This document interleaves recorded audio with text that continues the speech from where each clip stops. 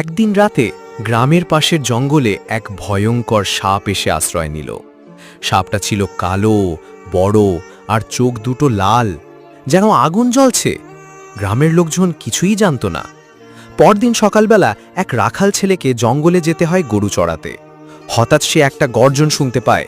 সে ভাবে বাঘ হবে, কিন্তু চোখ মেলেই দেখে এক বিশাল সাপ তাকে ঘিরে ফেলেছে। ছেলেটা ভয় পেয়ে দৌড়াতে যায়, কিন্তু হঠাৎই সাপটা ফোঁস করে উঠল আর তার সামনে দাঁড়িয়ে পড়ল। ছেলেটা তখন সাহস করে পকেট থেকে নিজের ছোট্ট বাঁশি বের করল। ওটাই সে সবসময় বাজায়। সে ফুঁ দিতে শুরু করলো। অবাক করা ব্যাপার, সাপটা নাচতে লাগলো। কিছুক্ষণ পর সাপটা শান্ত হয়ে চলে গেল জঙ্গলের গভীরে, কিন্তু ছেলেটি কাঁদতে থাকে। কারণ তুমি এখনো এই সাহসী রাখালটির জন্য একটা লাইক সাবস্ক্রাইব করনি।